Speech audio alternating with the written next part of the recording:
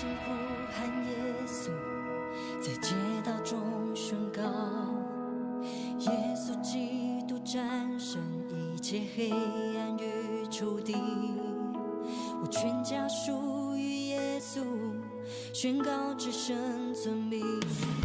耶稣，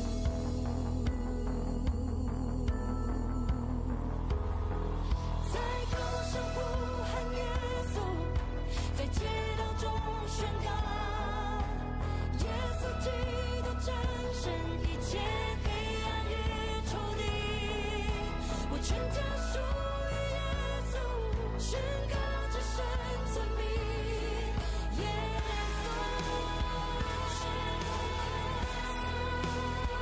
你名是能力，你名是医治，你是生命，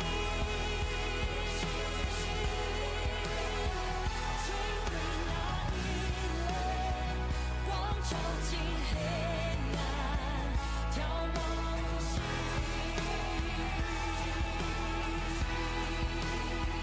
你名是能力，你名是医治，你是生命，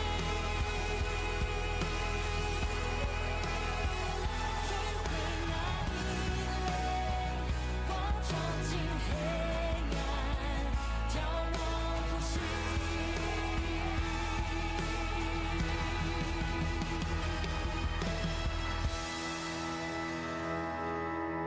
我只想要宣告救主耶稣，在每个心思意念中掌权，在你同在里得享平安满足，宣告耶稣。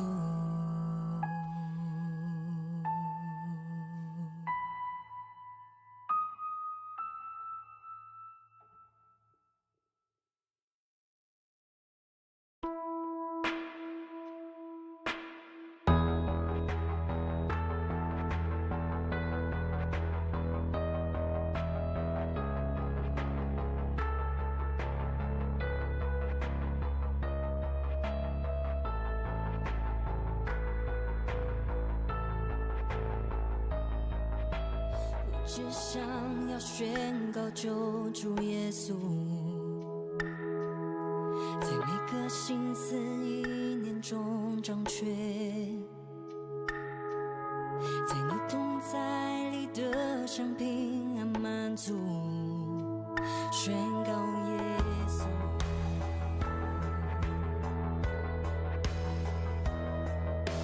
我只想要宣告救主耶稣，直到黑暗锁链都被破除，宣告盼望和自由充满这地，宣告耶稣。你名是能力，你名是医治，你是生命，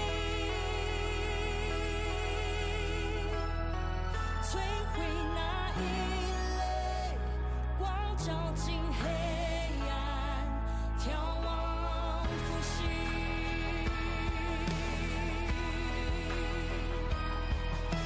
我只想要宣告救主耶稣，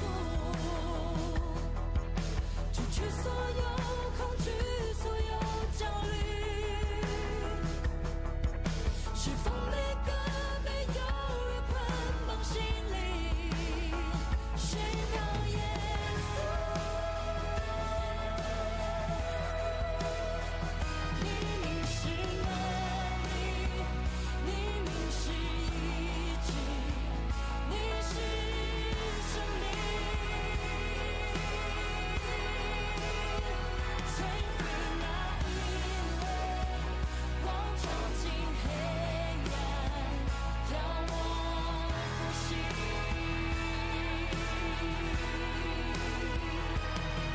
在高声呼喊耶稣，在街道中宣告，耶稣基督战切黑暗与仇敌。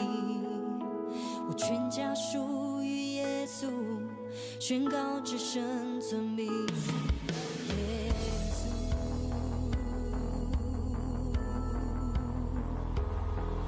在高声呼喊耶稣，在街道中宣告，耶稣基督战胜一切黑暗与仇敌。我全家属于耶稣，宣告只生存命。耶稣，你名是能力，你名是医治，你是生命，摧毁那一类，光照进黑暗，眺望复兴。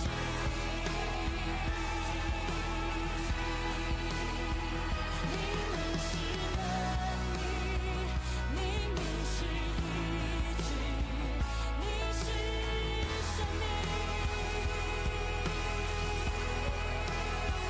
摧毁那一类，光照进黑暗，眺望复兴。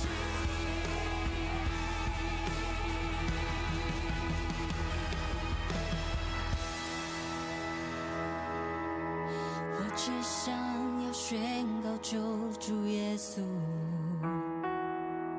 在每个心思意念中掌权，在你同在里的生平和满足，宣告耶稣。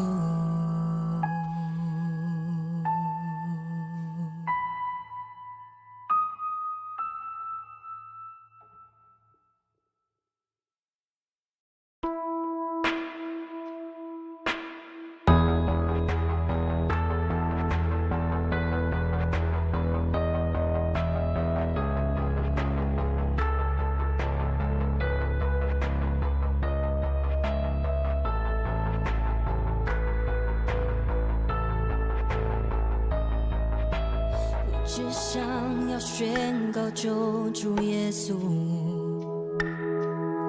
在每个心思意念中掌权，在你同在里的生平安满足，宣告耶稣。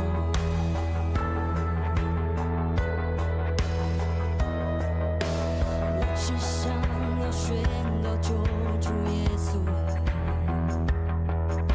直到黑暗锁链都被破除，宣告盼望和自由充满这地，宣告耶稣，你名是能力，你名是医治，你是生命，摧毁那一类，光照进黑暗，眺望复兴。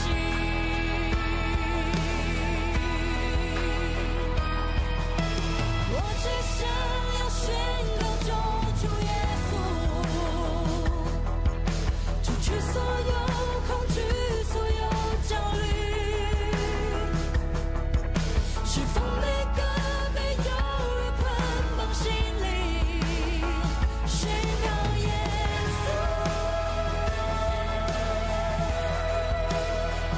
你名是能力，你名是医治，你是生命，摧毁那一类。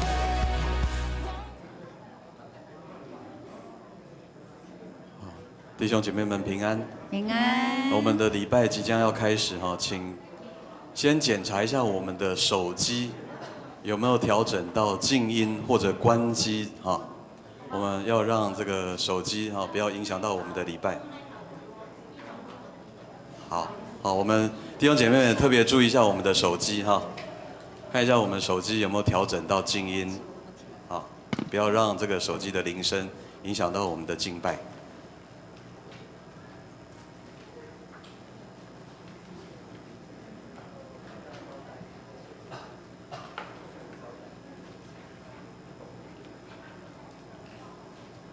圣哉，圣哉，圣哉！万军之耶和华，他的荣耀充满全地。耶和华是我的避难所，你已将至高者当你的居所，祸患必不临到你，灾害必不挨近你的帐篷。弟兄姐妹们平安！我们要一起站立来赞美我们的神，将天敞开，我们要让圣灵来充满我们，我们一起开口来赞美我们的神，用拍掌来赞美我们的神。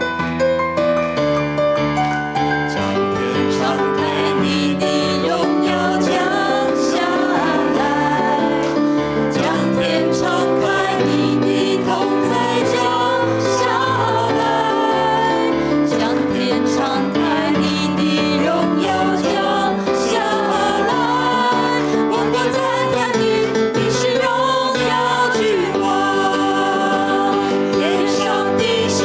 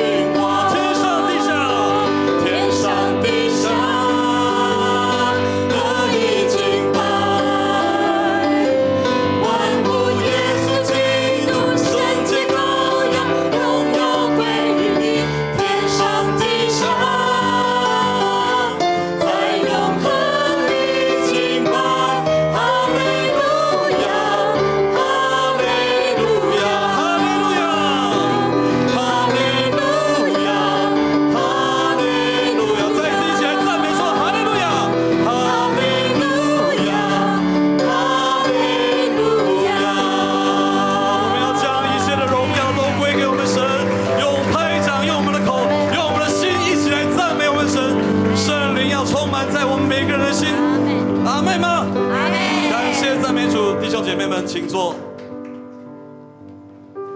感谢主，主耶稣基督，他时刻陪伴着我们。我们要一起来邀请神进入到我们的生命当中。弟兄姐妹们，你愿意将自己摆在神的面前，让神来使用，让神来带领你的一生吗？我们一起用这首诗歌来向神来求。主，求你保守我的心，我的意念，使我能够遵行你旨意。我愿将你话语深藏在我心，做路上的光，成为我脚前的灯。主，求你坚固我信心，我的力量，使我得以勇敢向前行。因我知道有时我仍会软弱，求你带领我，使我不会再退缩。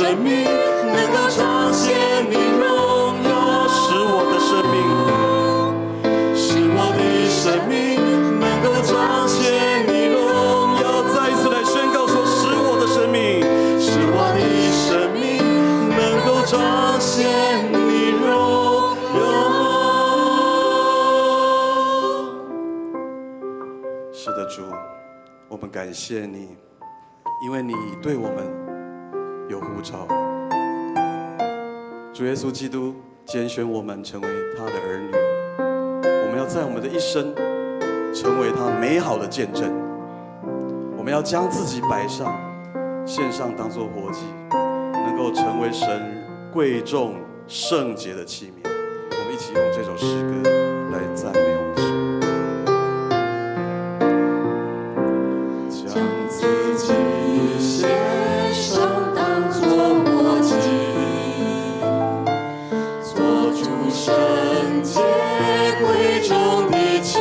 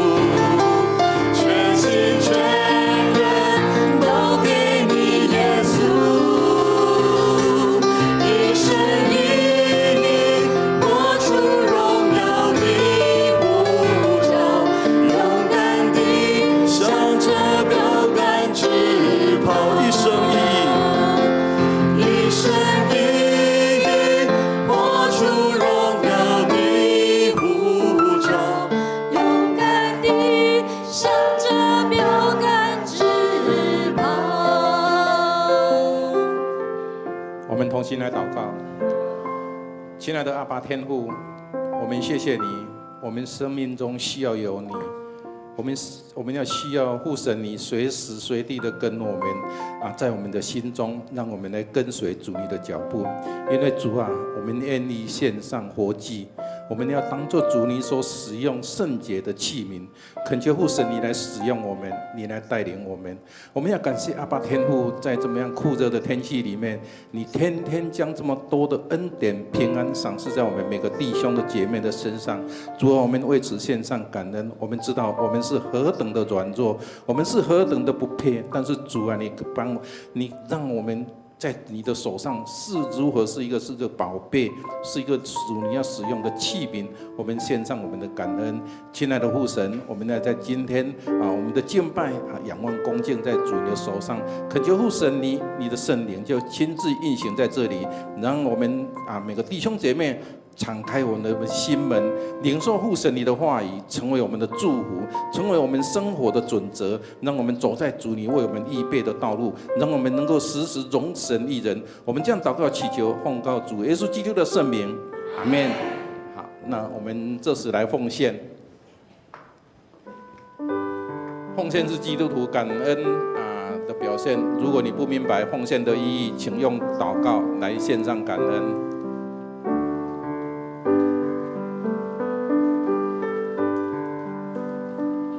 献上感恩的心，归给至圣全能神，因他是下独生子，主耶稣基督。献上感恩的心，归给至圣全能神，因他是下独生子，主耶稣基督。请起立。如今断了这一个刚强，贫穷这一生无助，都因为主已成就了大事。如今断了这一个刚强，贫穷这一生无助，都因为主已成就了大事。感恩，感恩，感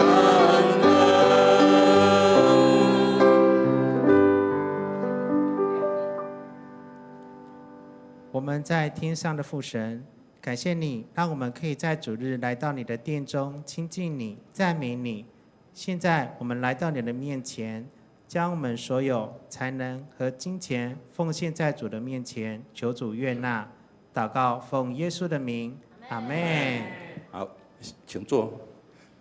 这是我们来关心本周教会的事工我们先来看一下经句我们来读2遍来华语的来。于是他对门徒说，要收成的很多，但是收割的工人太少。你们要祈求农场的主人派工人来收割他的作物。马太福音9章37到38节，再一遍来。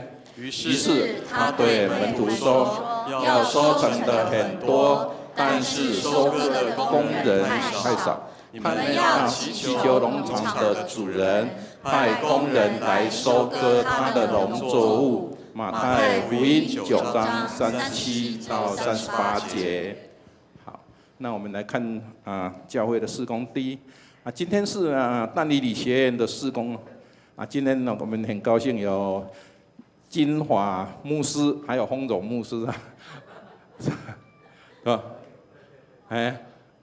老朋友，他们的淡理理学院他们在淡理理学院服侍那他今天回来这里一方面来报告，也请求我们祈求我们弟兄姐妹为他们代祷事工，也来报告淡理理事工我请我们所有的弟兄姐妹来关心与代祷来。好，我们9月7号有第5次的圣礼典要受洗的兄姐你要报名到9月5号报名到应该是今天吧。今天呢然后你9月5号就是这个礼拜五的7点半到教会的501教室我们来问道理。好，下个指日我们就要恢复这个爱餐我们就要恢复爱餐那我们爱餐呢，每一次着收20块的费用20块不找零，所以你要来吃饭。你如果要奉献多一点没有关系要不然你就要准备20块的那个零钱20块的零钱，我们统一用免洗餐具我们的供餐时间是11点半到12点半11点半到12点半，下礼拜我们就恢复用餐好来。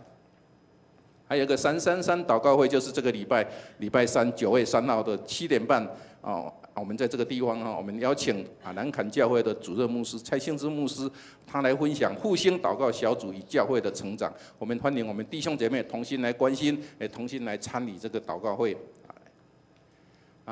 今天下午有一个志工训练会，所以我们的桌游戏暂停一次暂停一次。好，志工训练就是今天下午1点半1点半在这个地方你有报名参加的。如果没有报名，你想要参加，那也可以来欢迎你好，那全人课后辅导班在9月2号礼拜2的开班，每个礼拜2、礼拜4的6点半到8点半每个礼拜2、礼拜4的6点半，晚上6点半到8点半有一个课后辅导班。你如果家里有需要的小朋友，那你就来报名，或是说你隔壁邻居。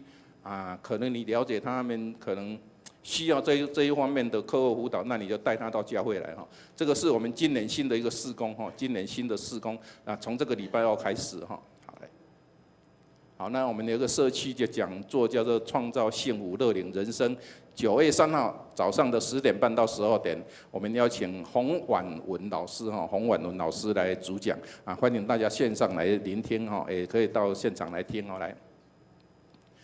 九力教我的福音茶会我们在这个礼拜六的下午2点，在1点半在这里开始入场，我们再来参与我们如果你要请 best 的你就把你的这个 best 一起带过来我们也一起关心代祷，让我们的福音事工能够让更多的新人了解整个的福音让他们愿意进到教会里面来。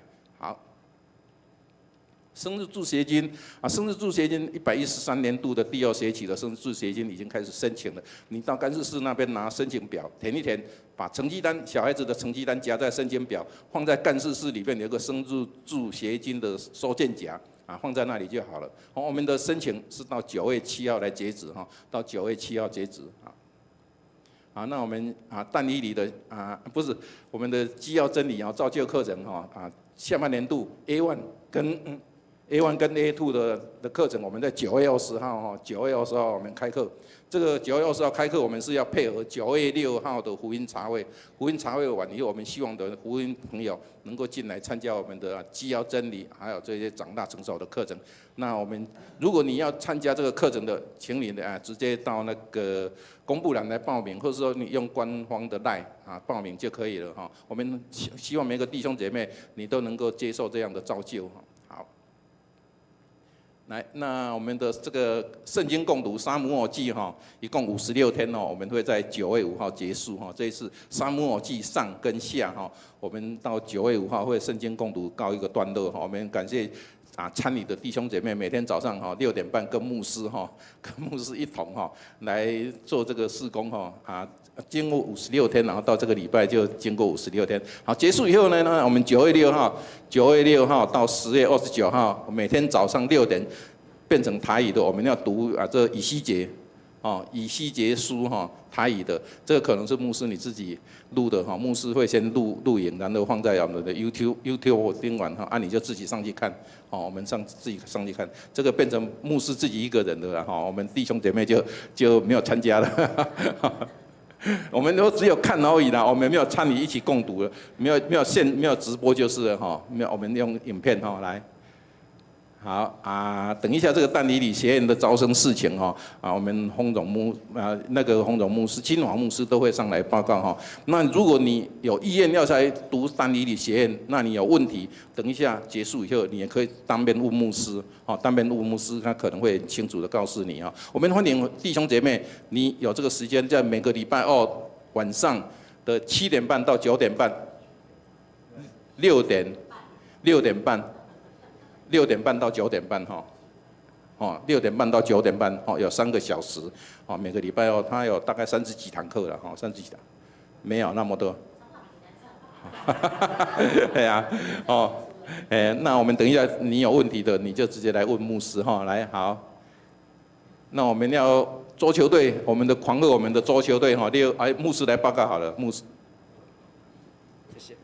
好，大家平安。我们要来恭喜我们的嘉南桌球队上个礼拜6呢，到龟山教会参加龟山教会60周年的桌球杯好，那不小心得到冠军好，那在场的有这个嘉森长老，还有洪教练秀玲请他们站起来那他们已经在上一场已经把他们的奖牌来赠送给教会好，所以才有奖金。好，所以我们再次来为他们来恭喜。好，恭喜！好，那上一次礼拜6，这个桌球是有4个队伍，好，那嘉南呢脱颖而出。那昨天呢，在我们教会呢有这个嘉南杯60周年我们总共有7支的队伍，90位的球员，157场的比赛好，那这次呢，龟山教会是要来这个踢馆他们把这个桃园的桌球协会的会长，还有桃园桌球协会的这个理事通通都邀来当枪手好，所以昨天打得非常的激烈好，那嘉南教会呢，在昨天有90位的好手当中呢，好，这个有法院代表的，有医院代表的，好，有这个学校代表的，农会代表的，国税局代表的，好，这个都是大家都是公务人员，很会打球好，昨天非常的精彩好，嘉南教会的2队呢，好，有一队嘉南 A 队得到了亚军好，我们也请他们来站起来好，又是洪教练好跟秀玲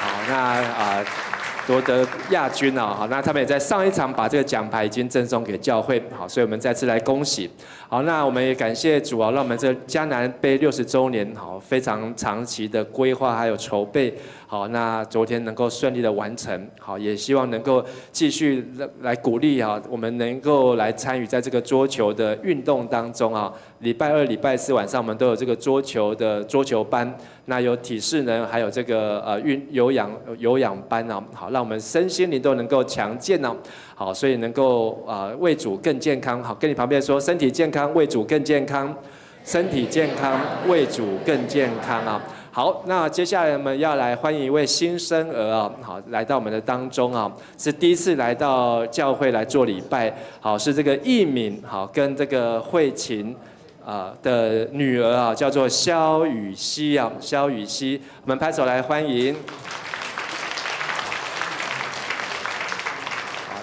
是6月出生的吗？6月几号？6月3号出生好，那这个好可爱，雨熙，对对。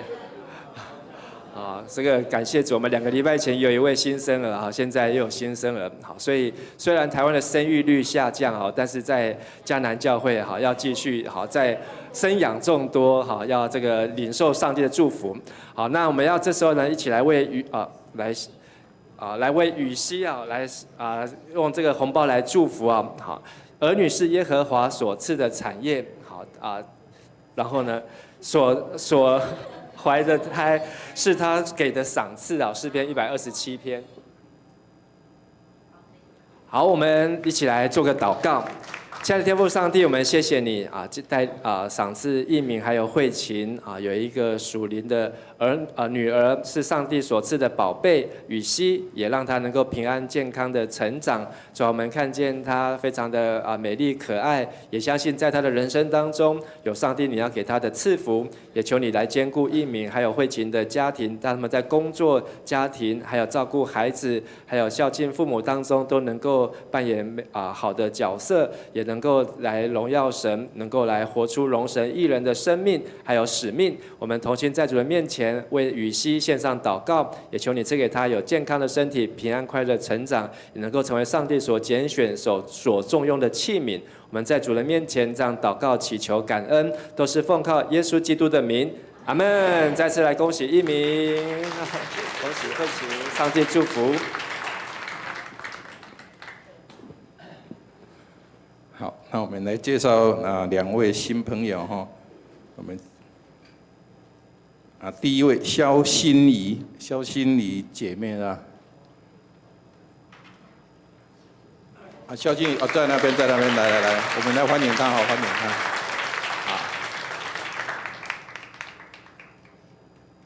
好，那我们来介绍第2位怡柔安姐妹。好，在旁边他们2个一起来。谢谢，欢迎你们，好，谢谢，好，那我们来，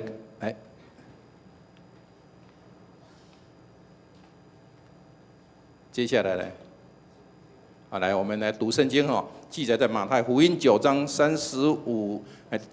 35节到10章的第1节，我们一起来读了我们一起来读来。耶稣周游各市镇乡村，在各会堂里教导人，宣讲天国的福音，并治好民间的各种疾病。当他看见一群群的人，就动了恻隐之心，因为他们孤苦无助，像没有牧人的羊群一般。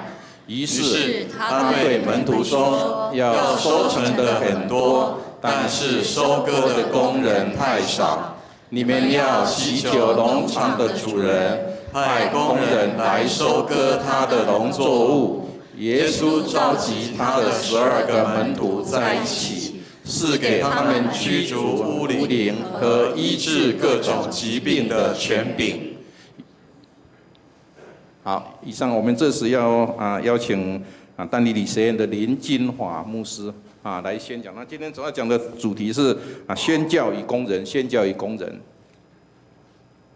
刚才看到新生儿，我就想到我自己这2年呢，因为我们家的孩子陆陆续续的结婚了，所以今年我们家特别的忙碌，所以我现在有4个孙女孙子孙女感谢神，所以这1-2年当中，我们夫妻就忙进忙出了。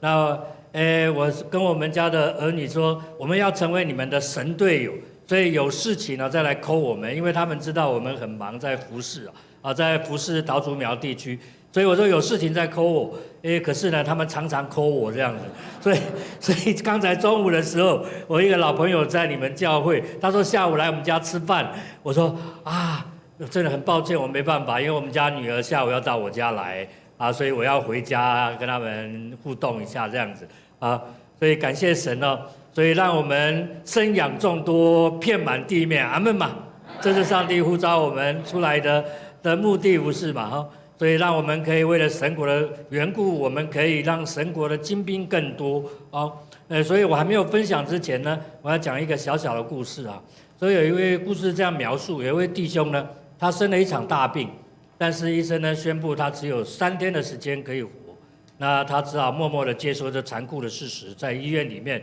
等候他人生的最后一个阶段。在最后一个阶段过程当中，当然医院里面的医生很有爱心就去常常去探望他然后1天、2天、3天然后到最后1天的时候呢，就问这位某某某说某某某，在你人生最后的阶段里面，我尽我可能的能够来帮助你你有什么样的愿望，你希望达到的那我尽我所能的，我尽量能够协助你。所以那一位某某某弟兄呢，他就有气无力的，他就抬起头来，然后跟那一位医生说，能不能请你打个电话给我们牧师那我想请我们牧师呢来到我的床前，为我祷告，分享上帝的话语啊。所以，假如你是牧师，你接到这通电话，你会怎么做？当然放下手边所有的服事啊，就去到医院。所以牧师呢就去到了医院，然后就跟他传讲。在传讲的过程当中，牧师心中有一个疑惑，不知道怎么说，但是鼓起勇气来，就问这一位某某某弟兄啊，说某某某，为什么你在你人生最后的一个阶段里面呢，要请牧师来为你分享上帝的话呢？所以这位弟兄呢就抬起头来，然后看着牧师，然后告诉牧师说：“牧师，每次听你讲道的时候，我都有那一种度日如年的感觉哈。”所以期待你们今天不会有度日如年的感觉。我们一起来祷告。亲爱的主耶稣，我们带着感恩的心，谢谢主，让我们今天早上透过不同的方式，就是来敬拜你。如你就是那万王之王、万子之主，愿你的荣光充满在你自己的殿宇当中，让我们今天在这里领受从你来的真理，以至于我们能够行在真理当中，活出神要我们所行的。把我们以下的时间都交托仰望、祷告，奉靠基督的名，阿门。我在这边也要感谢各位的教会。刚刚在台语堂的时候，我看到教会在庆祝60周年了，就一甲子。所以我们呢有幸参与在这一甲子的时间的过程当中，因为来到桃园地区，然后使用迦南长老教会也快将近30年了，所以我看到很多的朋友们，哇，真的非常的开心。因为我不常在主日出现，然后但是我会礼拜二晚上会在这边出现，但是因为大家的时间没办法凑在一起，但是我今天台语国语凑在一起，我发觉有好多我的30年的这些老朋友们，然后下一代也慢慢的起来了哈，所以神的恩典真的是奇妙无比的。只是我们这些经过30年，只是头发大家都白了这样，还好我头发没那么白，我也没去染，但是呢，感谢主所以让我们在主里，我们在不同的地方、不同的岗位，我们就同有一位神，然后我们一起用不同的方式来服侍这一位神。所以我们也看到目前的教会都在寻找着怎么样让教会能够增长。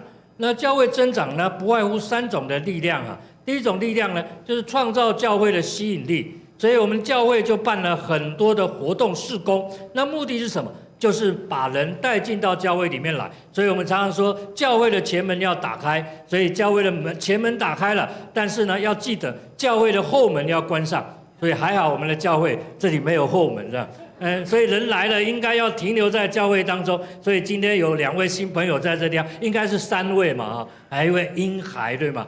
应该是3位，所以他们要停留在教会里面。那怎么停留在教会里面呢？所以我们要增加那个信徒的附着力量，所以让这些信徒呢能够停留在教会当中。那我们怎么做呢？所以让他们能够明白真理，让他们能够在真理当中。所以我们教会呢就办了很多的成长的课程之外，我们有儿童主日学、成人主日学，甚至呢，我们用礼拜1天的时间在讲台上传讲真理，就是让人能够明白，然后愿意来学习，愿意来跟随主。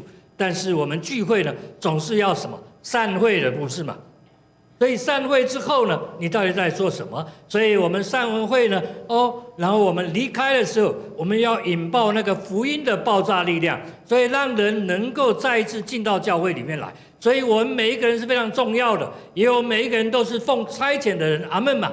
所以我们是奉神的差遣，所以我们来了是预备什么？去的所以我们来到这里。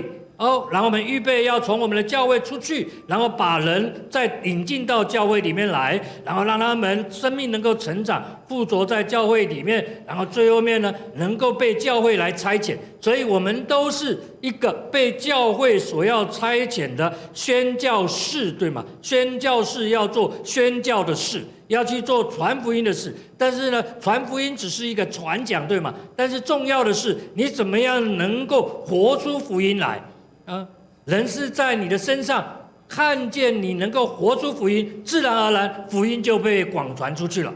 所以不是只是在于传福音这件事情上面，传福音只是用讲的，但是呢，重要的是能不能在你的生活里面，你被差遣出去的时候，你愿不愿意活出福音来呢？因为我们都是基督的门徒，阿们嘛。所以我们相信今天坐在这里面的，我们大概都是基督的门徒。所以我们是基督的门徒呢，我们就要从基督的身上呢，我们来学习，因为他是从天上国度来到地上的第一位被差遣的宣教士。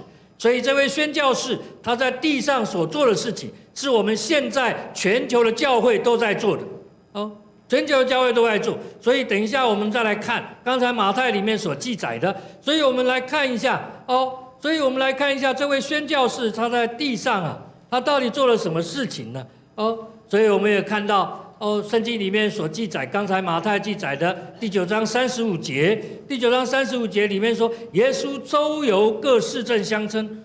因为他是用走的，但是假如了解耶稣这3年半在地上，他这样走来走去，大概都在哪里呢？大概都在加利利那一带。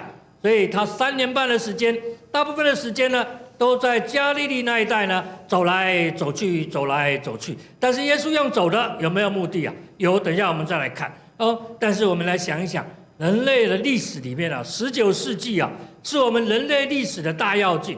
19世纪里面呢，我们也看到其中有一个大跃进，就是飞机被发明了。所以1903年呢，莱特呢这2个兄弟他们发明飞机之后呢，你会发觉到国跟国的距离缩短了。然后人跟人的距离也缩短了。早期的时候呢，我们台湾的人出国去到松山了，然后拎着小包包，然后就搭飞机出国了，做什么？谈生意，对吗？但是你会发觉到，现在呢，我们去到了桃园国际机场那个包包越来越大那你那大包包是要做什么？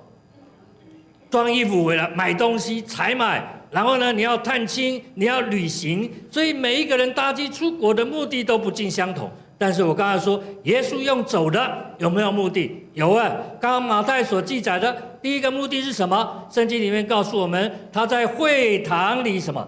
教导人。那教导呢这个字呢，也有另外一个意义教训人、教导人所以他在会堂，会堂就是当时犹太人的教会，就是我们现在说的教会。所以他进入到教会里面呢，宣讲福音，然后他在那里传讲真理。所以我们也看到我们现今的教会，我们也在做这样的事情，不是吗？所以我们也透过不同的聚集，我们就在传讲真理。除了这之外呢，我们也看到圣经里面马太记载说，他宣讲天国的什么福音。那我们想一想，天国的福音到底是什么呢？所以天韵有一首诗歌在过年的时候比较大家喜欢传唱的，福音就是好消息，传给街坊和邻里。为什么天韵这首诗歌大家过年的时候喜欢来传唱呢？因为它的配乐很像我们华人的社会那个过年放鞭炮非常热闹。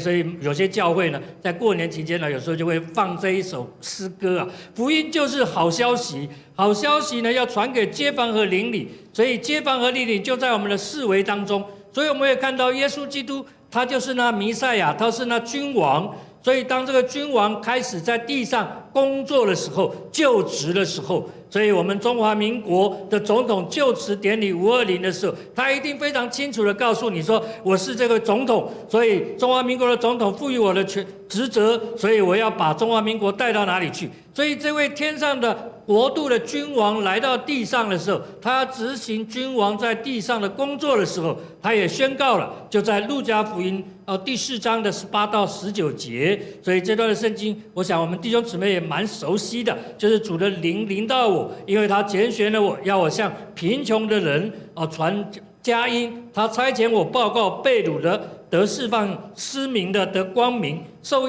欺压的得自由，并宣告主拯救他的子民的恩年要来到了。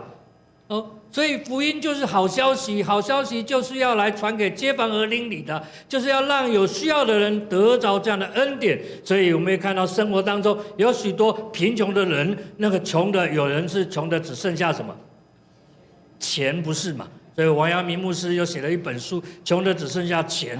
所以有人被钱掳走了，有人被情欲掳走了。所以福音呢，就是要让人得释放、得压制的、得着自由的。所以我们也看到耶稣就宣告了他在地上所要做的事情。就职典礼的时候，他就这样子讲。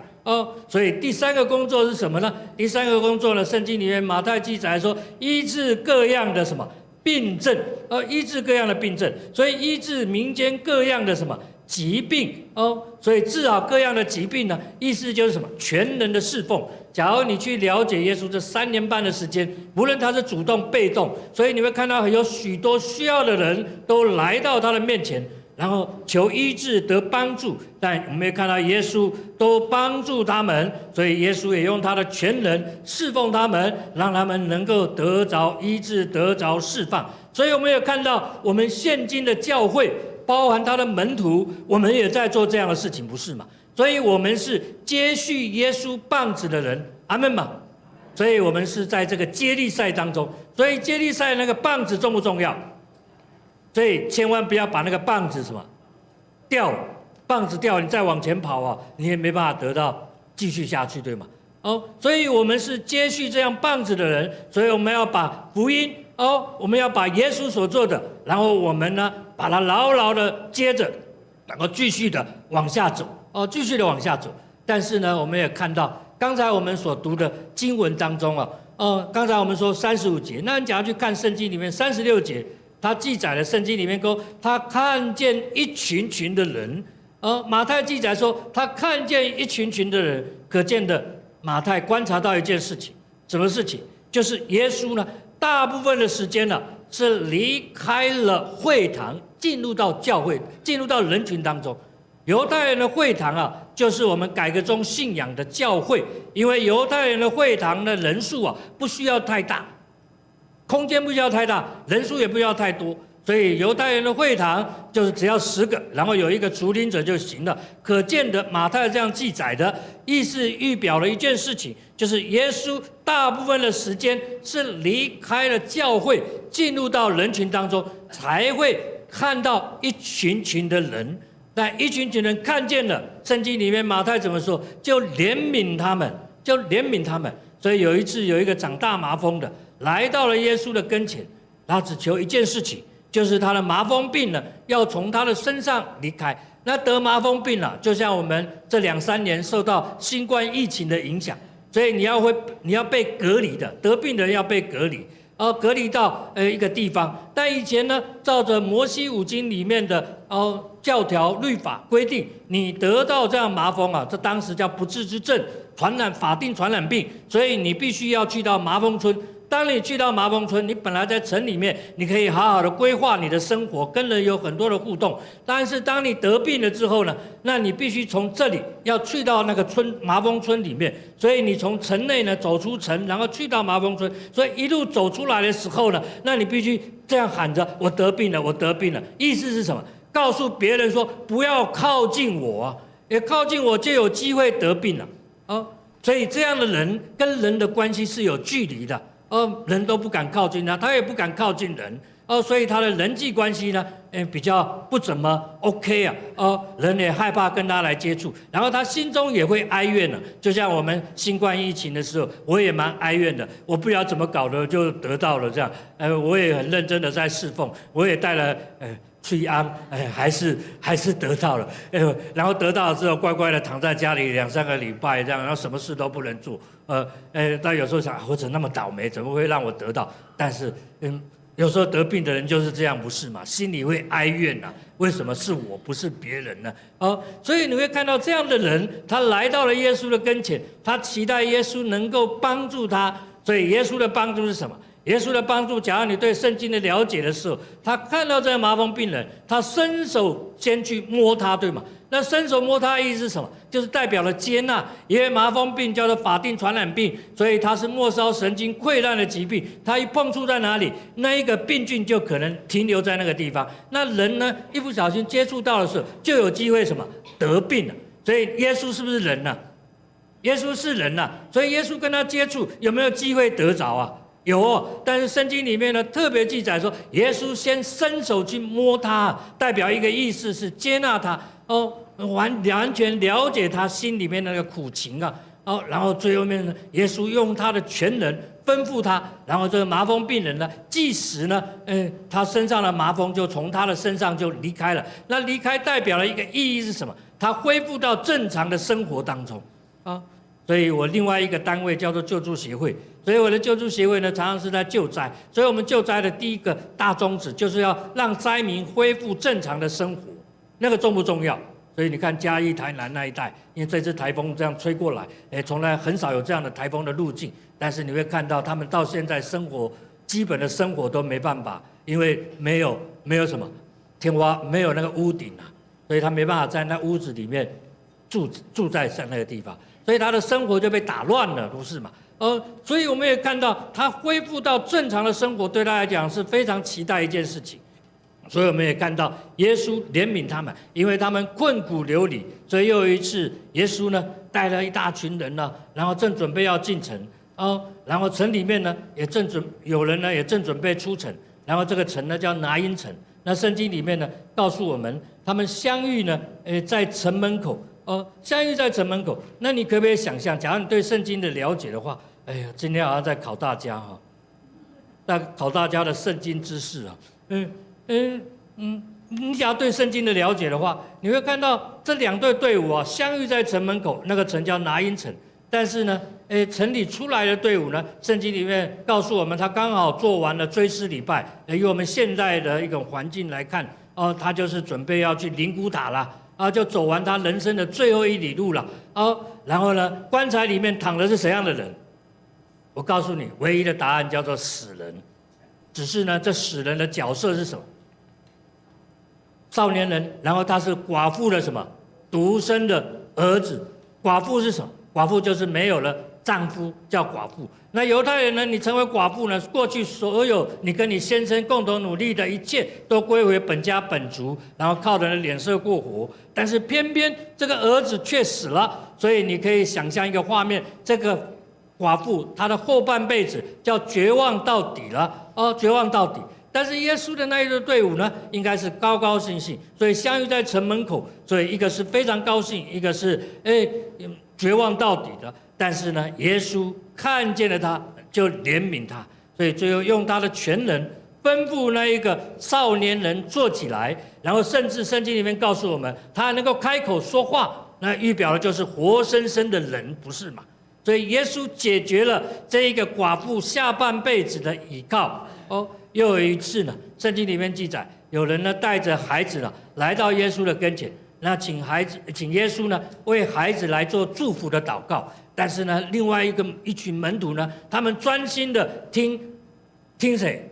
听那个耶稣在分享所以他们看到这样的一幅景况的时候呢，他们就开始拦阻了小孩到耶稣的跟前来。所以呢，为了要让大人呢专心的在那边聚会，我们也看到现在很多的教会啊，也有开辟了儿童组织协或是儿童的教室，甚至让这些儿童在那边活动，然后有人陪伴。但是呢，大人呢，我们专注的来听神的道、神的话，就像你们一样这样子。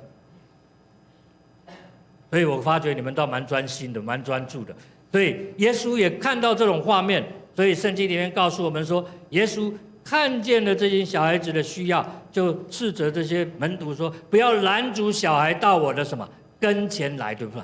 所以耶稣看到不同人的需要，因为他们困苦流离，如同什么羊没有什么牧人一般呢？羊没有牧人呢，下场是非常凄惨的，因为羊啊不知道哪里有水，哪里有草，所以只有谁知道？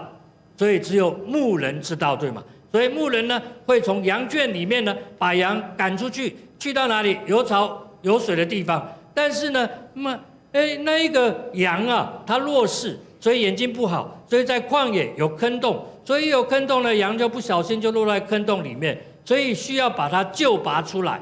那救拔出来呢，羊那个牧人手边有那个杖，对吗？所以羊养得肥肥壮壮的时候，基本上牧人要下去啊。去抱那一头羊上来是非常吃力的，所以他就会用那个杖啊，去勾拔它，让它呢本能被激发出来。所以勾它的后蹄，它的本能被激发出来的时候呢，它自己会跳跃，所以它一跳跃就跳出那个危险坑洞当中。所以呢，一大群的羊啊，你只要去以色列，你会看到一大群的羊，那个贝都因人啊，只有一个然后去牧羊一大群的羊，他站在山岗上，然后登高，然后望远，就看到羊的一个状况。但是呢，另外的山岗啊，还有什么在那里？叫豺狼野兽，对吗？所以豺狼野兽哦，随时在寻找可吞吃的人。所以羊啊，千万不要落单了。所以一定要什么？一定要一只挨着一只啊，才不会走迷了路，然后遇到旷野可以彼此的扶持。所以羊需要什么？需要牧人。所以感谢主，我们的教会神拣选的柏志牧师他们夫妇来牧养我们，所以让我们出入有草吃得供应哦。但是我要考考大家，所以在学校教书教久了以后，常常会出考题啊。牧人能生羊吗？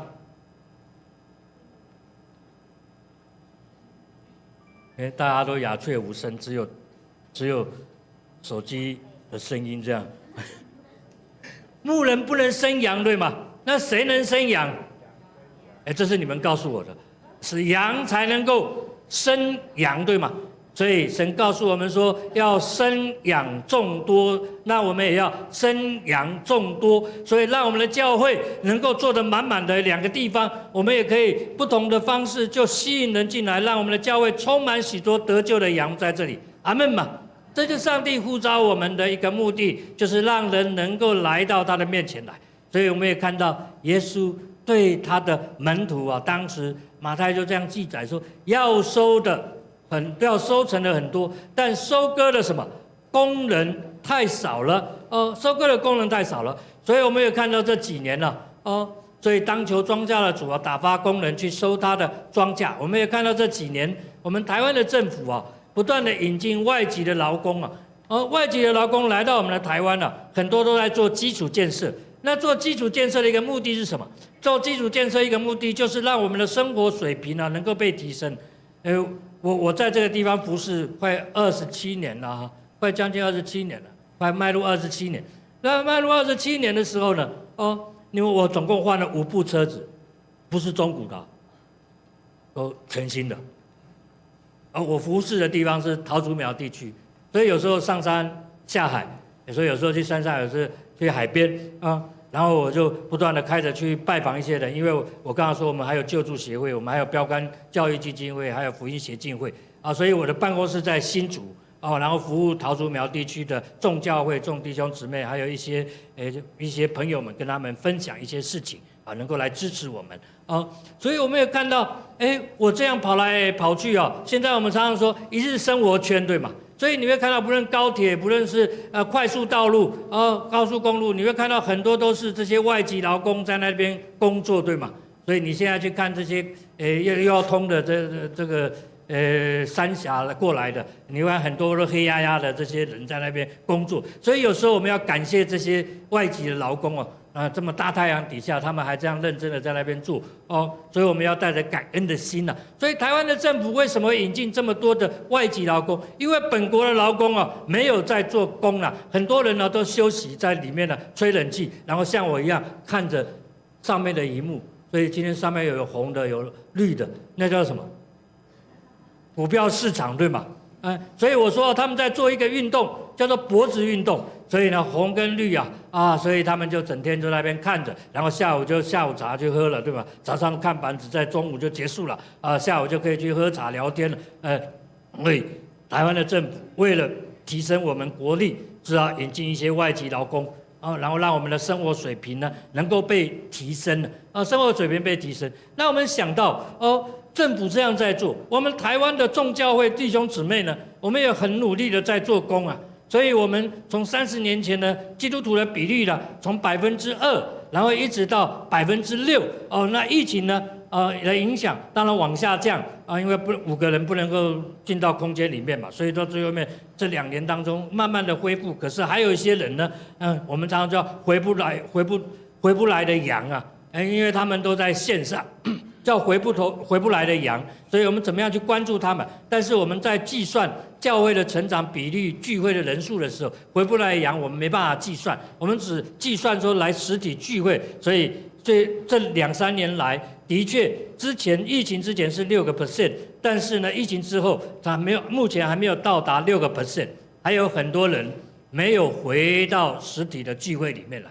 所以这也是我们福音协进会一直在做调查，2年一次的教师报告里面所呈现出来的数据。所以这些数据呢，也告诉我们一件事实，就是我们教会的弟兄姊妹跟众教会一起在做福音的工作，所以就让得救的人呢加入到教会里面来。但是我们想一想，我们聚会是预备散会的，所以就算是6%啊，那还有多少的人在这个门以外？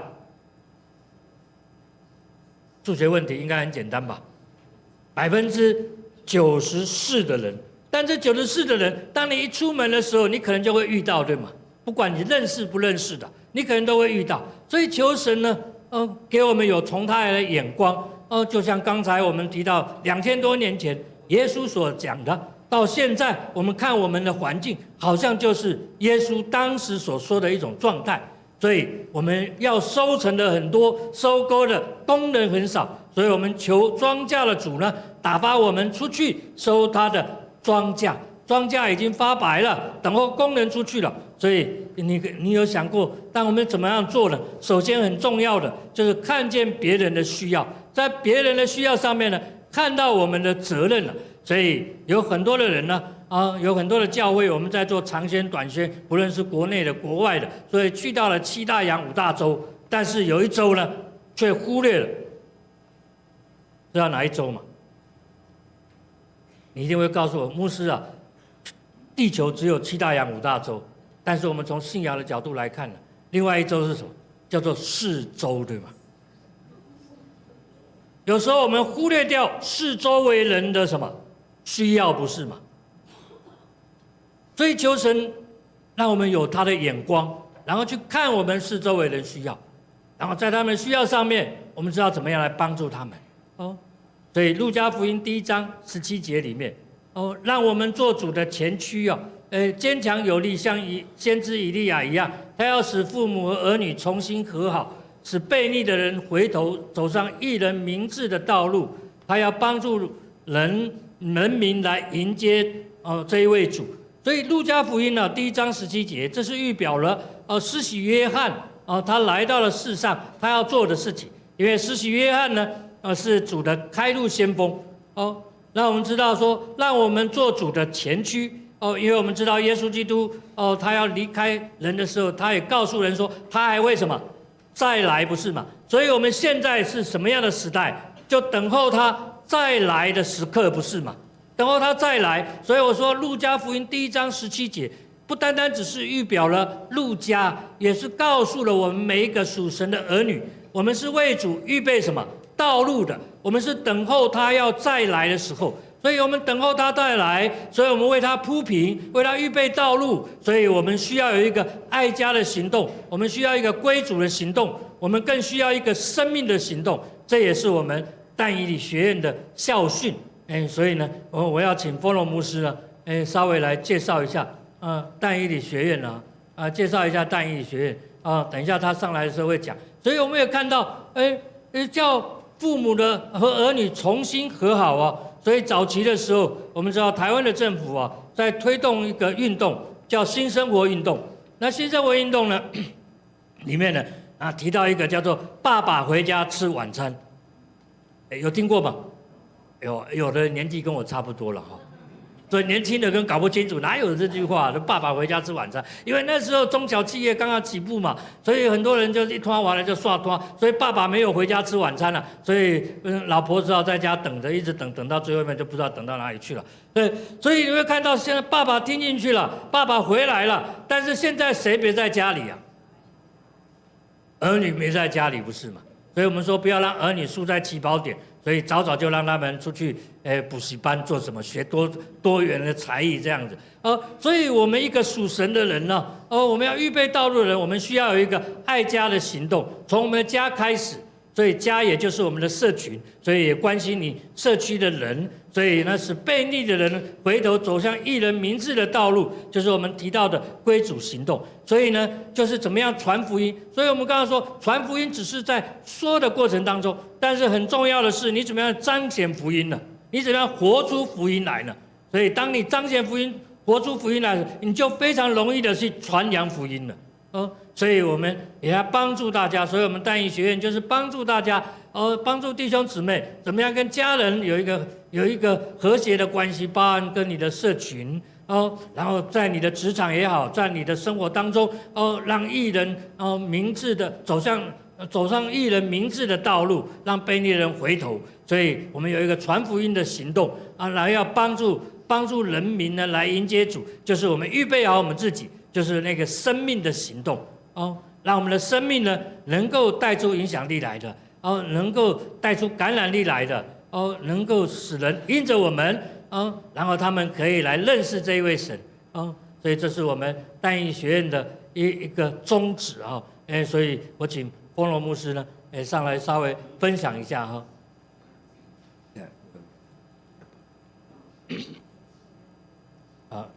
对不起。喂，弟兄姐妹，大家平安。刚刚听到这里，我不知道你有没有听到一个很重要从上帝来的一个呼召，就是福音不能只停留在我们身上。各位阿们吗？哎，这么小声哎！如果陈牧师在这里听到，一定很伤心，对吗？来，请问一下，福音是不是不能只停留在我们身上，要传出去？阿们吗？好，来，那问一下各位，你是第一代基督徒的，请举手。不太多所以资深基督徒很多，对不对？好，来，你是第二代、第三代的、第四代、第五代的，请举手。好，跟自己说，我非常重要。对，请放下来。当然，第一代的也很重要，我跟第一代的是一样。神呼召我们成为他的儿女，希望我们也能够成为一个关心别人的人。所以，各位弟兄姐妹，你当基督徒这么多年来，你的家人有因为你信耶稣吗？有的，请举手。那个今天富春长老还在吗？转头看一下，不多嘉生在吗？嘉生长老在吗？看一下，不在。好，请放下来。富春长老在那边，真的不多。为什么？因为太多时候我们都不知道怎么传福音，对不对？不是吗？对，各位弟兄姐妹，我觉得传福音一点都不难。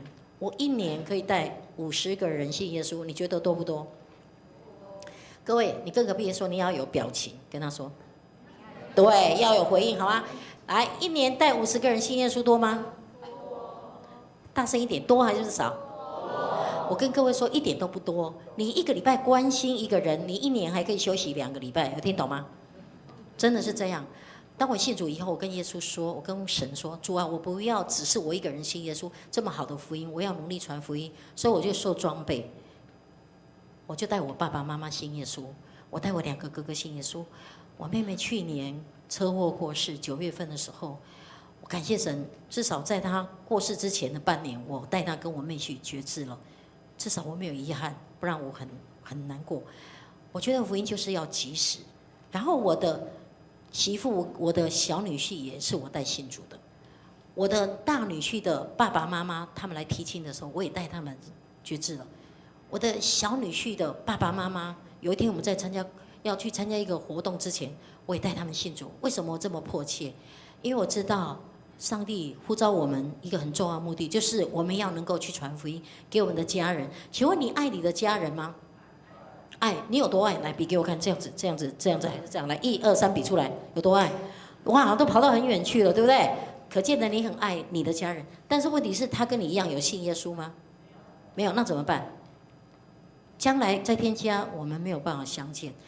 我觉得我很感动的是，虽然我爸爸过世，我妈妈过世，我的大嫂过世，但将来在天家，我妹妹也过世，但我在天家我会遇见他们，所以我就努力的传福音，我也努力的告诉弟兄姐妹，其实我们都可以被装备，努力的传福音，只要你愿意跨出来一步。所以我们但以理学院就有这样子的一个课程，我们的课程各位有看得到吗？就是我们需要各位有一个勇敢的心跨出来，我们用2年的时间，一生不知道有多长，但是用短短2年时间，每一个礼拜只有1个晚上，我们跟隔壁的说，我们还有寒暑假，跟他说。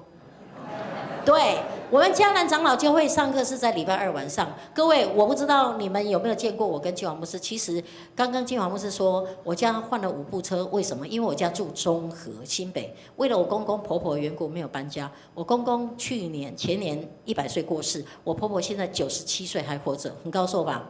对，为了他们，我们一直都没有搬家，所以呢，跑来跑去，所以换了5部车，是因为高速公路上山下来的关系。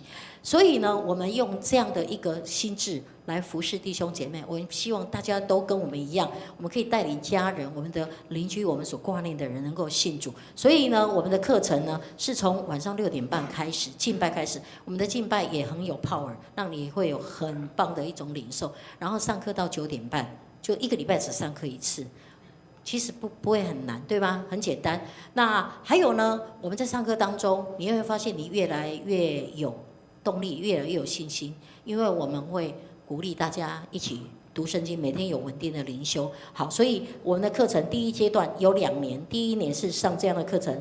看到了吗？我们写课程2个小时，是说我们在课程当中的是2个小时，但是我们前后会有一些不一样的比如说前面有带领祷告敬拜，后面有一些的讨论哈。好，这是我们第2年的课程。好，来，请往下。上课地点，各位看一下，礼拜2在哪里上课？就在我们迦南长老教会隔壁的二楼的那一栋，我们在401跟501。好，然后礼拜3我们在我们新竹的办公室这个单一礼教室，礼拜4是在中立浸信会。曾经我有一个学生，一个弟兄，他来报名的时候，他的工作是，各位你知道桃园守法路有一个监狱吗？各位知道那个地方吗？哈，他是监狱的管理员，然后他呢上班是每一天就是每次进去上班是24小时，然后休息2天。因此他来上课的时候跟我说：“牧师，我恐怕没有办法上完课。”我说：“为什么？”他说：“你看我这样班表这样。”我说：“可以，我们祷告神就开路。”好，感谢主，他就3个地方轮流上哦。你跟隔壁的说，这个弟兄全勤，你跟他说。你有没有看到上帝也帮助？当我们顾念上帝的事，上帝也会顾念我们的事。所以呢，我们的课程当中也会帮助弟兄姐妹让你知道怎么样夫妻之间相处，什么是真爱，是什么婚姻，你认识什么是属灵的征战，然后告诉你怎么带小组那怎么样牧养小组。其实我们教会弟兄姐妹有很多位都上过单一礼，你们认识苏青吗？你们认识丽珠吗？你们认识嘉生吗？你认识彭慧吗？你认识文姐吗？刚送奉献的那位弟兄，对不对？好，还有谁？我忘记谁？还有美英姐，还有秀凤姐，还有美英姐跟阿贵哥，还有谁？好像还有一些，可能弟兄姐妹你没有特别注意，但是请你去看看他们的生命是不是有改变。如果他们生命没有改变，那都是我们的错了哈。我们需要再帮助他们多一点。但是弟兄姐妹，请你好好的祷告。我们一生真的不知道有多长，不知道意外跟明天哪一个先到，但求神他的圣灵感动我们，不要为自己而活，让我们可以用短短2年的时间，可以受装备，成为基督精兵，能够一生为主效力。我们不是只是让职场的弟兄姐妹来上课，我们今年比较特别，就是在去年有2个研究生来上课，一个是交大的，一个是中央大学的。然后呢，在这个过程里面，我们看到年轻人其实他们很愿意去成为一个基督精兵，所以求神帮助我们。让我们能够为主效力，我们一生可以被主更大的使用。将来我们回到天家的时候，我们可以被神称为我们是又忠信又良善的仆人。阿们吗？阿们。所以请你跟隔壁的2个人说，在主里我看好你。好，所以不要消灭从圣灵来感动哦，把那个心动呢化为行动。所以周报上面也有打，就是你要填报名表呢，就跟去办公室拿都有，或者是等一下会后你也可以来找我们那也可以，你只要有不了解的，你也可以来问我们好，那所以有人说当我们成为基督徒一生只能够用2个字来形容，第一个字呢就是来，第2个字就是去。所以呢，耶稣对我们也有一个邀请，不是嘛？所以耶稣对我们的邀请是什么呢？来把所有劳苦背负重担的人到我这里来，我要使你们得安息。那安息是什么？安息是重新得力的，不是嘛？所以安息是让我们能够重新出发的。所以我们今天来了，我们在这里领受他的恩典，然后我们领受这样的恩典，所以我们预备什么？要去的。所以大使命告诉我们说，你们要去，使万国万民都做我的什么门徒，但是千万不要变成什么教徒了。教徒是什么？牧师娘打电话，然后你就来了；小组长打电话，你就来了，那个叫做教徒。所以呢，我们要成为主的什么门徒？我们要成为主的门徒，所以我们要使人做他的门徒。所以我们要去的时候呢，有人就这么说去的时候要带着4厚出去啊。哪4厚呢？第一厚呢，叫脸皮要够厚所以刚才呢，我看到调查的时候你是第一代的基督徒所以你想一想刚才举手的弟兄姊妹，你想一想，你今天坐在这里，你曾经拒绝过别人多少次，你才能够领受得到这样的恩典呢？所以可以稍微回想一下。所以我们的脸皮要够厚，不要怕被拒绝在台湾，你关心人，跟人家传扬福音然后活出福音来，我是基督徒。我告诉你，不像对岸把你抓起来，不是吗？你放心，不会的。在台湾你要克服的是那个脸皮，你要有勇气跟信心然后勇敢的踏出你的舒适圈，你就能够让福音彰显出来那第2厚是什么？是你的肚皮要够厚。所以我们常常说，宰相肚里能什么？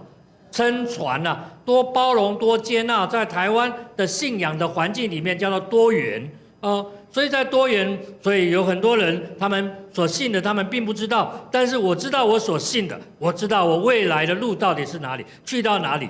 所以我们呢也接纳他们，多接纳多包容。所以你会看到有些人说，哇，这我是加持过的脚上戴着手上戴着这些都是去加持。为什么要加持？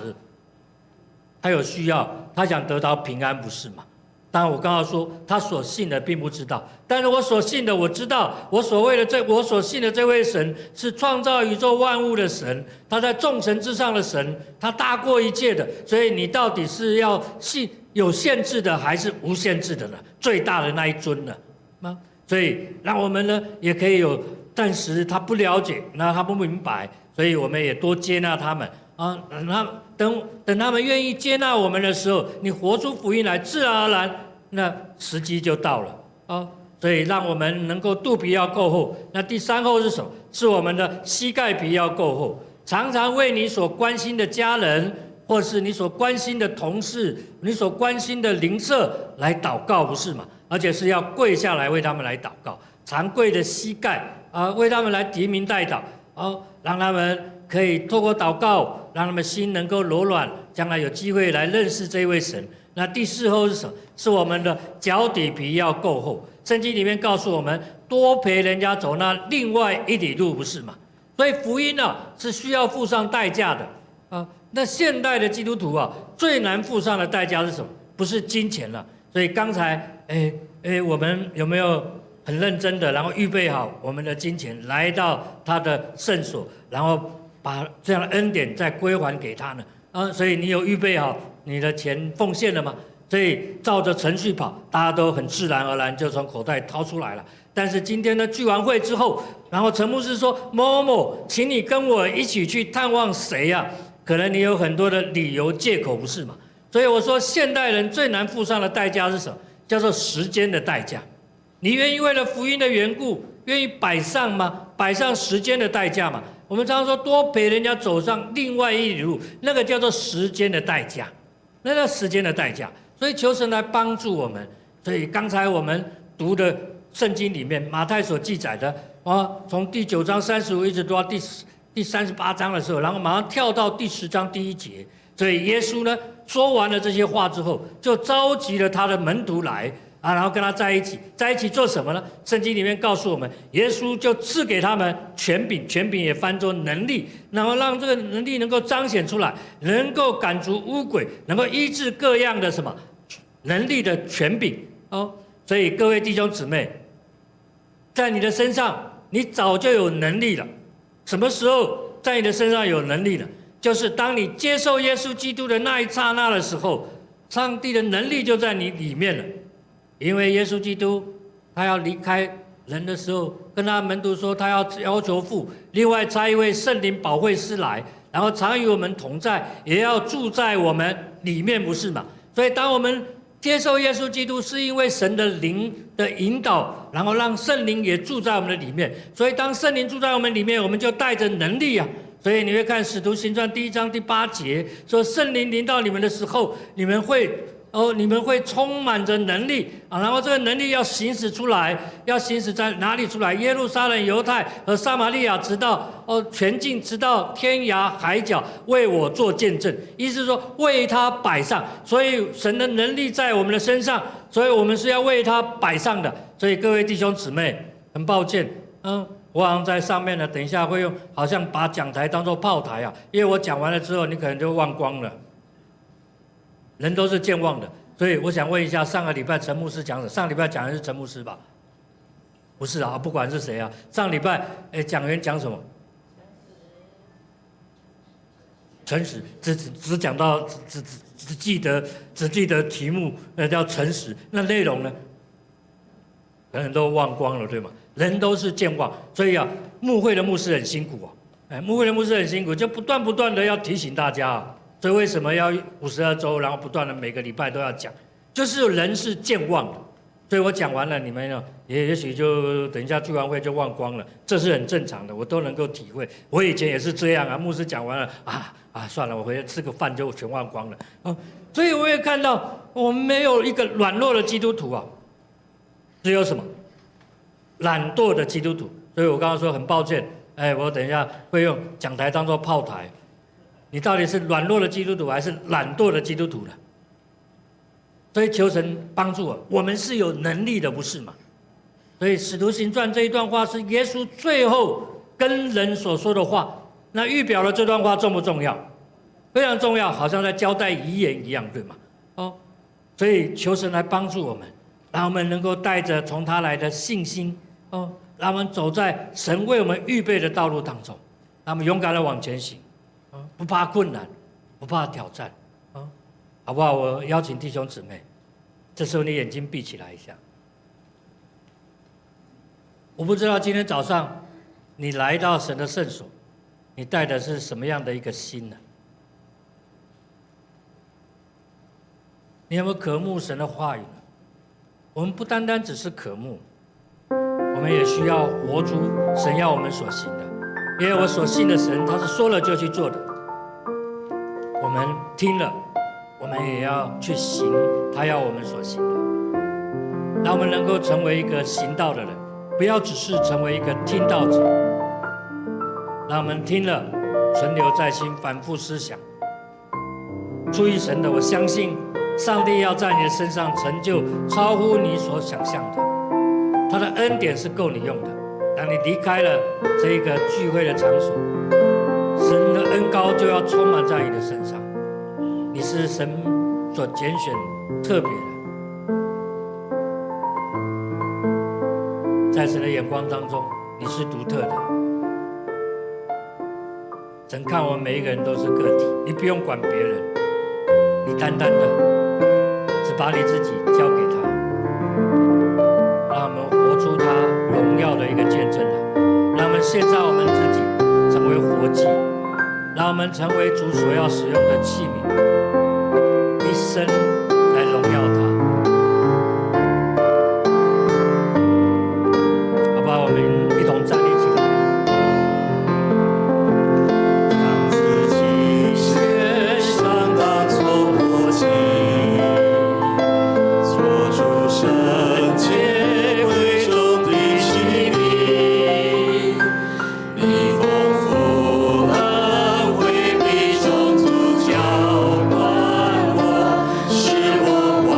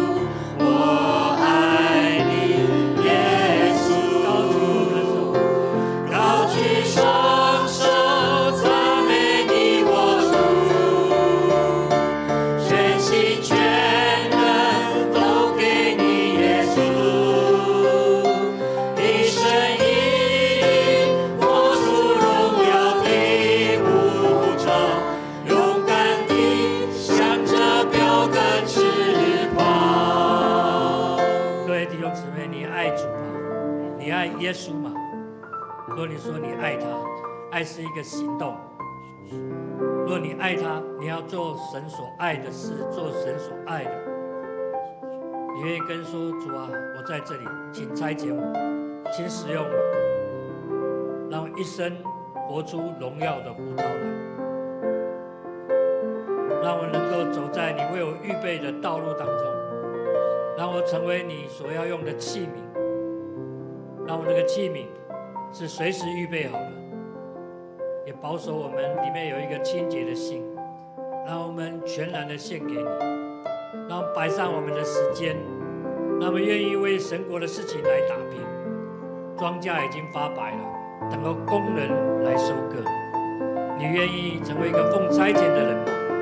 差遣去我们的家庭，去我们的社区，去我们的职场，去到神要我们去的地方，也就是我们生活所在的地方。我们在那里要成为光，成为盐，要让人能够看见我们，就如同看到那看不见的神耶稣一样，也愿活出这美好的样式来吗？求主来使用我们，求主来帮助我们。有时候我们信，但我们信不主，就如同那个爸爸一样，但是他懂得来到主的面前。主，我们也愿意，但是我们有时候却行不出来。这时候我邀请你，把自己再一次交在主的祭坛面前，让神的恩膏充满在我们的当中。他要大大的使用你，他要与你同在，他要你放下那个劳苦重担，他要你领受从他来的恩膏。这时候我们一起开口为你自己来祷告。当我们大大的张口，他就大大的充满，他要大大的浇灌在你的身上，他的智慧能力要与你同在。我们一起开口来祷告。是的，主，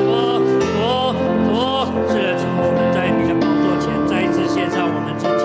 愿荣耀的主，你就在我们的当中，你使用我们每一个人，成为你自己美好的见证，以至于让人看见我们，就如同看见那看不见的神，他们愿意借着我们来认识这一位神。因此，求主你来使用我们每一个人，无论在我们的家庭，在我们的社区，在我们的职场，在我们的生活所在的地方。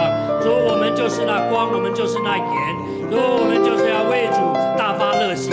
主，你拣选我们，呼召我们，就是要来荣耀你。主，也许生活里面有许多的重担，有许多的挑战，但是你给我们这样恩典，可以来到你的面前，我们能够重新出发，让我们的心能够被你来保守。因为你的话也允许我们一生的果效是由心发出来的。主，让我们能够走在你的心意当中，让我们能够活出那个荣耀的见证来。主，我感谢你，谢谢你，谢谢你的爱永远不离开我们。不是我们能做什么，而是神你先爱了我们。主，让我们在你的爱里面，我们没有惧怕，在你的爱里面，我们能够重新得力。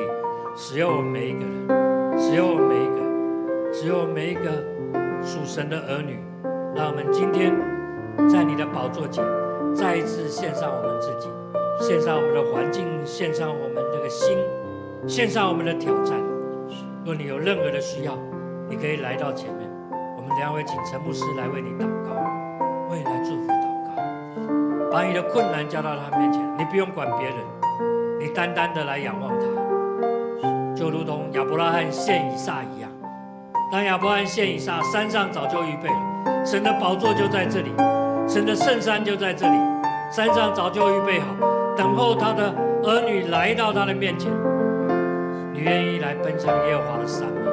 你不用管别人，你单单的仰望他，把你的难处，把你的挑战，把你的困难，把你的需用都交到他面前来。神给我们这样的时间，给我们这样的恩典，你愿意吗？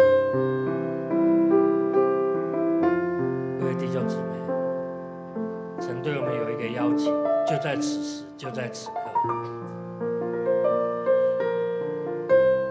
把你的重担卸给他，把你的环境也交给他。你不用跟人来说，你单单的来到他的面前，单单的来投靠他，单单的来仰望他。我邀请你从你的位置离开，来到他的施恩宝座前。若有这样需要的弟兄姊妹，你可以勇敢的来到他的面前。我请陈牧师来一起为你们来祷告，因为我知道上帝是鉴察人心肺腑的神，他知道我们，他认得我们，他也等着我们，等着我们来到他的面前，再一次领受从他来的恩膏。所以我们谢谢你，谢谢你的恩典。若还有需要的弟兄姊妹，我们再一次邀请你，就如同耶稣邀请我们一样，凡劳苦担重担的到他这里来，他必使我们得安息。让我们可以在他里面，我们能够重新出发。所以我们感谢你，谢谢你。若有需要的弟兄姊妹，无论你的身体，无论你的心，都要在神的保守里面。你可以勇敢的从你的位置走出来，领受从他来的恩膏。神的仆人要为你来祝福祷告。我还来带领大家来做祷告哈。当我祷告一句，请大家跟我祷告一句。亲爱的天父上帝，亲爱的天父上帝，孩子来到你的面前，孩子来到你的面前，把我的心交给你，把我们的心交给你，把我所遇到的困难挑战也交给你。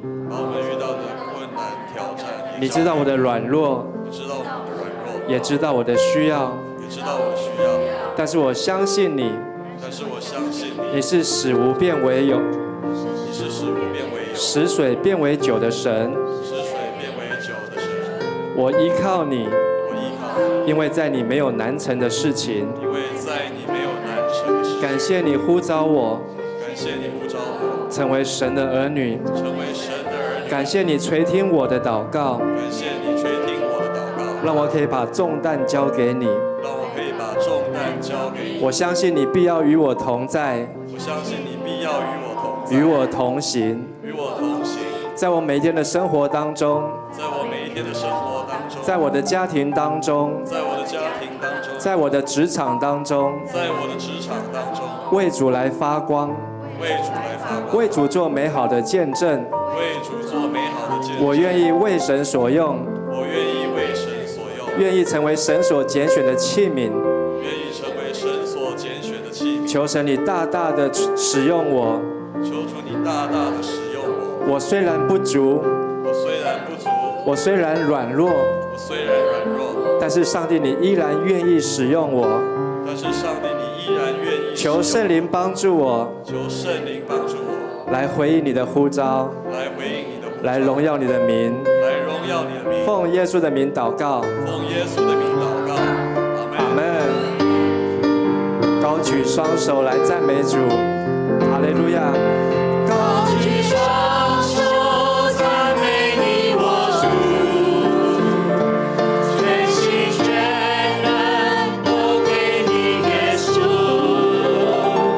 一生一活出荣耀的护照，勇敢地向着标杆直跑。高举双手。高举双手，赞美你我主，全心全人都给你耶稣，一生一世活出荣耀的护照，勇敢地向着标杆直跑。我们仍然在你领受从上头来的赐福。我邀请弟兄姊妹打开你的手，凭着信心来领受。主，我们带着感恩的心，谢谢主，让我们今天在你的宝座前领受从你来的那个赐福。愿我主耶稣基督的恩惠、上帝的慈爱、圣灵保惠师的感动与交通，时刻临到今天在场的弟兄姊妹的身上，从今直到永永远远。阿门。阿门。弟兄姐妹们，我们一同站立来赞美我们的神，将天敞开，神的荣耀要降下来，降在你我的身上，阿门吗？将天敞开，你的荣耀降下来，将天敞开，你的同在降下来，将天敞开，你的荣耀降下来，万国赞叹你，你是荣耀君王，天上地下。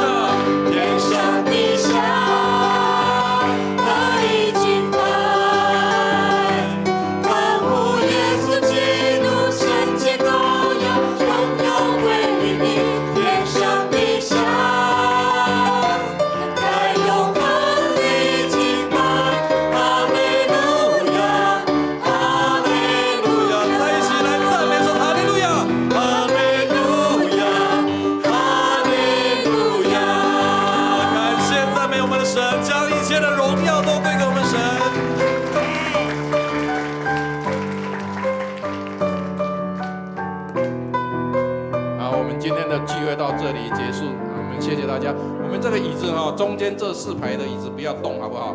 旁边的帮我收一下。